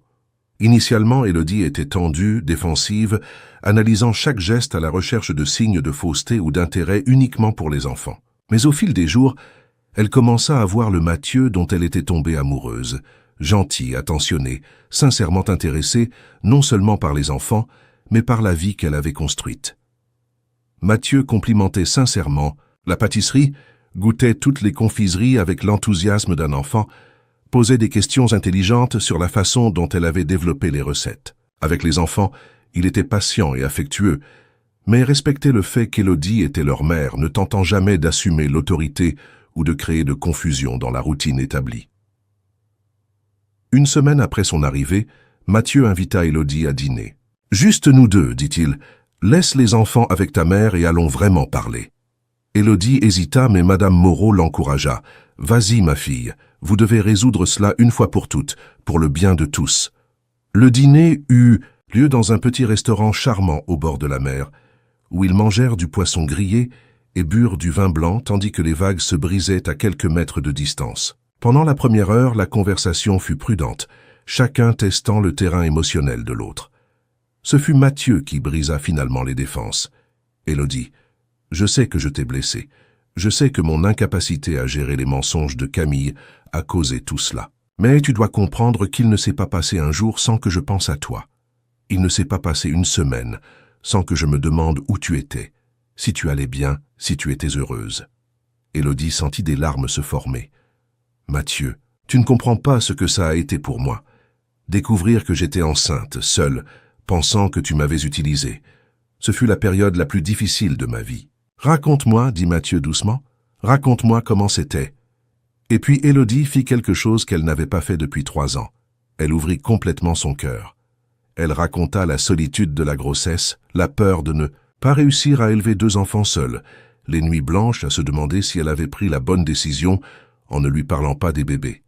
Elle raconta comment chaque étape du développement des enfants, premier mot, premier pas, premier sourire, avait été douce amère parce qu'il n'était pas là pour partager. Mathieu écouta tout en silence, des larmes coulant sur son visage quand elle décrivit comment Lucas avait demandé pourquoi il n'avait pas de père, comment Céline avait dessiné une famille avec un trou où le père devrait être. « Élodie, » dit-il quand elle eut terminé, « je suis désolé. Je suis désolé pour tout ce que tu as traversé seul. Je suis désolé de ne pas avoir plus insisté, de t'avoir laissé partir sans me battre davantage. Mais surtout, je suis désolé que mes enfants aient grandi sans moi. « Que veux-tu de nous, Mathieu ?» demanda Élodie, émotionnellement épuisée. Mathieu prit ses mains à travers la table. « Je veux être le père de mes enfants. Je veux me réveiller chaque matin en sachant que vous allez bien. Je veux apprendre à Lucas à jouer au football, et je veux que Céline me raconte les livres qu'elle lit. Je veux me disputer avec toi sur l'heure du coucher des enfants, et je veux faire l'amour avec toi quand ils dormiront. » Élodie sentit son cœur s'accélérer avec l'intensité de la déclaration. « Et si je n'arrive pas à te faire confiance à nouveau, et si je n'arrive pas à surmonter la rancœur, alors je passerai le reste de ma vie à prouver que je mérite ta confiance, » dit Mathieu sans hésiter. « Élodie, je t'aime, je t'ai toujours aimé. Ces 3 ans sans toi ont été comme vivre en noir et blanc. Toi et les enfants êtes les couleurs de ma vie. » Élodie regarda cet homme qu'elle avait tant aimé, qu'elle avait tant blessé, qui maintenant offrait son cœur à nouveau, et elle sentit quelque chose qu'elle avait enterré il y a 3 ans commencer à fleurir à nouveau. « Je t'aime aussi, » murmura-t-elle. « Je t'ai toujours aimé, et ça me terrifie. » Mathieu leva leurs mains entrelacées et embrassa ses doigts. « Alors ayons peur ensemble, mais essayons à nouveau. » Dans les semaines qui suivirent, Mathieu devint partie intégrante de la routine de Saint-Malo. Il aidait à la pâtisserie, emmenait les enfants se promener sur la plage, cuisinait des dîners pour toute la famille. Élodie observait, fascinée, comment il s'adaptait à la vie simple qu'elle avait construite. L'entrepreneur millionnaire de Paris semblait parfaitement heureux à faire des châteaux de sable avec ses enfants et à aider Madame Moreau dans le jardin. Ce fut pendant un week-end à la plage, en observant Mathieu apprendre à Lucas à faire voler un cerf-volant tandis que Céline construisait des châteaux de sable à ses pieds, qu'Élodie permit finalement à son cœur de s'ouvrir complètement. Il y avait quelque chose de profondément juste dans la scène. Père et enfant se découvrant l'un l'autre, créant des souvenirs qui auraient dû commencer 3 ans plus tôt. Ce soir-là, après que les enfants furent couchés, Élodie et Mathieu marchèrent sur la plage, sous le clair de lune. Il y avait une tension sexuelle entre eux qui grandissait ces dernières semaines, mais que tous deux avaient soigneusement évité d'aborder. « Élodie, » dit Mathieu, s'arrêtant au milieu de la plage et se tournant pour la regarder. « J'ai besoin de te poser une question. » « Laquelle ?» Mathieu s'agenouilla dans le sable, sortant une petite boîte de sa poche. « Élodie Beaumont, veux-tu m'épouser ?» Élodie regarda la bague, un solitaire simple mais élégant qui brillait sous la lumière de la lune, et sentit le monde tourner. « Mathieu, je sais que c'est tôt, » dit-il rapidement. « Je sais que nous sommes encore en train de tout reconstruire. Mais Élodie, je ne veux pas passer un jour de plus à prétendre que tu n'es pas la femme de ma vie. Je veux t'épouser. Je veux adopter officiellement Lucas et Céline. Je veux que nous soyons une vraie famille. » Élodie regarda cet homme agenouillé dans le sable, lui offrant tout ce dont elle avait rêvé 3 ans auparavant. « Et ton travail à Paris? Ton entreprise? »« Je peux tout gérer d'ici. Ou vendre. » Élodie, rien de tout cela n'a d'importance. « Si je ne vous ai pas. » Élodie tendit la main en tremblant, le laissant glisser la bague à son doigt. « Oui, » dit-elle, sa voix sortant comme un murmure. « Oui, je veux t'épouser. » Mathieu se leva et l'embrassa la même sur la plage, sous les étoiles, scellant une promesse qui avait été interrompue, mais jamais brisée. Ils se marièrent 2 mois plus tard, lors d'une cérémonie intime, sur la plage même où il avait demandé sa main. Madame Moreau pleura pendant toute la cérémonie, et Lucas et Céline, habillés comme pages, jetèrent des pétales de rose sur le chemin de leurs parents. La communauté locale, qui avait suivi l'histoire d'Élodie et assistait maintenant à sa fin heureuse, vint en nombre pour célébrer. Mathieu s'installa officiellement à Saint-Malo, transformant la simple maison d'Élodie en un véritable foyer. Il gérait ses affaires à distance, mais sa priorité était la famille. Il adopta officiellement Lucas et Céline, qui commencèrent rapidement à l'appeler papa, comme s'il avait toujours été présent dans leur vie. 1 an après le mariage, Élodie découvrit qu'elle était enceinte à nouveau. Cette fois, la grossesse fut célébrée dès le premier moment, partagée à chaque étape. Mathieu l'accompagna à toutes les consultations médicales, monta le berceau, peignit la chambre du bébé avec Lucas et Céline. Charlotte naquit par un matin ensoleillé de printemps, avec les yeux verts de sa mère et le tempérament calme de son père. Lucas et Céline l'accueillirent comme la princesse de la famille, se disputant pour savoir qui pourrait le plus aider à s'occuper de leur petite sœur. La pâtisserie Les Douceurs d'Élodie s'agrandit, devenant un réseau de 5 établissements le long de la côte bretonne, tous gérés par Élodie avec la même passion et le même soin que l'original. Mathieu investit dans l'entreprise, transformant la petite affaire en une marque reconnue, mais toujours en respectant la vision et les valeurs d'Élodie. 5 ans après leur retrouvailles, Élodie était sur la terrasse de sa maison agrandie, observant Mathieu jouer avec les 3 enfants dans la cour. Lucas, maintenant âgé de 7 ans, avait hérité de l'intelligence analytique de son père et rêvait d'être inventeur. Céline, avec ses 6 ans, était artistique comme sa mère et passait des heures à dessiner et à créer des histoires. Charlotte, à 3 ans, était le parfait équilibre entre les parents, douce comme Élodie mais déterminée comme Mathieu. Madame Moreau, maintenant grand-mère fière de 3 petits-enfants, partageait son temps entre s'occuper des enfants et aider à la pâtisserie principale. Sa santé était parfaite, et elle disait souvent que ses petits-enfants lui avaient donné plus d'années de vie. « À quoi penses-tu » demanda Mathieu, s'approchant par derrière et enveloppant Élodie dans ses bras. « À combien la vie est étrange » répondit Élodie, s'appuyant contre sa poitrine. « Si quelqu'un m'avait dit, il y a 8 ans, que je deviendrais l'accompagnatrice d'un entrepreneur, que je tomberais amoureuse de lui, que je fuirais enceinte, que je vivrais 3 ans seule et qu'ensuite je finirais mariée avec lui sur une plage en Bretagne, j'aurais dit que c'était de la folie. » Mathieu rit, embrassant son cou. « Et maintenant je sais que les meilleures histoires sont celles qui semblent impossibles au début. » Ce soir-là, après que les enfants furent couchés, Élodie et Mathieu marchèrent sur la même plage où il avait demandé sa main. Il y avait une pleine lune illuminant la mer, et Élodie se souvint de la première fois qu'ils avaient marché ensemble sur une plage, à Strasbourg, quand ils essayaient encore de résister à ce qu'ils ressentaient l'un pour l'autre. « Regrettes-tu quelque chose ?» demanda Mathieu. Élodie réfléchit un moment. « Je regrette d'avoir cru aux mensonges de Camille, sans te donner la chance de t'expliquer. Je regrette de t'avoir privé des premières années des enfants. Mais je ne regrette pas d'avoir construit une vie ici, d'avoir appris que je pouvais être forte seule.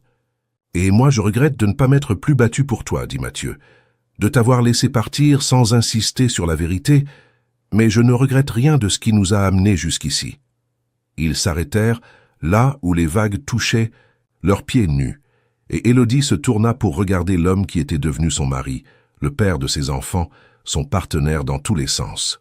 « Mathieu, penses-tu que notre histoire aurait été différente si nous nous étions rencontrés ? » « Normalement. Si j'avais été juste une étudiante en soins infirmiers et toi juste un entrepreneur à succès ?» Mathieu réfléchit à la question. « Peut-être que nous ne nous serions pas donné la chance que nous nous sommes donnée.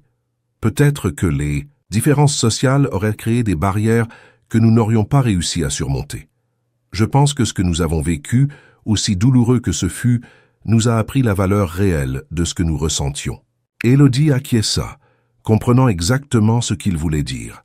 « Je pense que tout ce que nous avons traversé, la trahison que tu as subie, la situation désespérée qui m'a conduite à toi, les mensonges qui nous ont séparés, les années que nous avons passées loin l'un de l'autre, tout cela nous a amenés ici où nous devions être. » « Exactement où nous devions être, » confirma Mathieu, l'attirant plus près.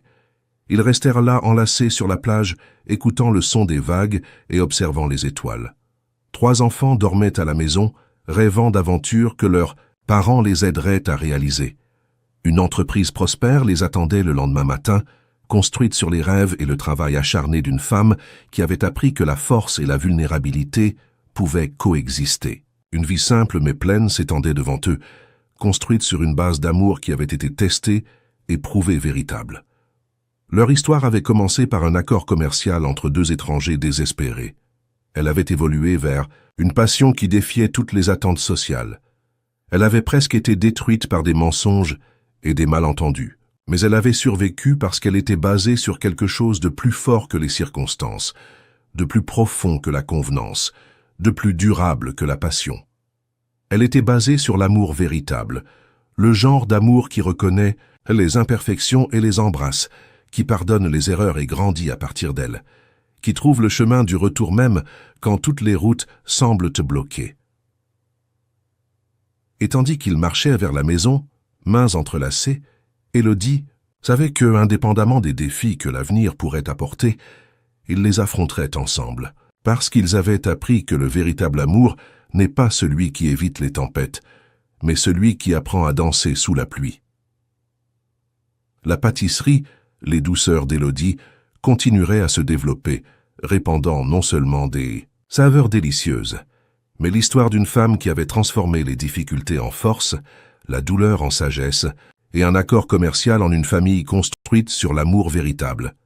Et chaque matin, quand Élodie se réveillait dans les bras de Mathieu, avec le bruit des enfants jouant dans la cour et l'odeur de la mer entrant par la fenêtre, elle se rappelait que parfois, les meilleures histoires sont celles qui commencent dans les endroits les plus improbables et nous mènent exactement là où nos cœurs savaient que nous devions être. La fin heureuse qu'ils avaient trouvée n'était pas parfaite, mais elle était réelle. Et réelle, Élodie l'avait appris, était infiniment meilleure que n'importe quelle fantaisie qu'elle aurait pu imaginer.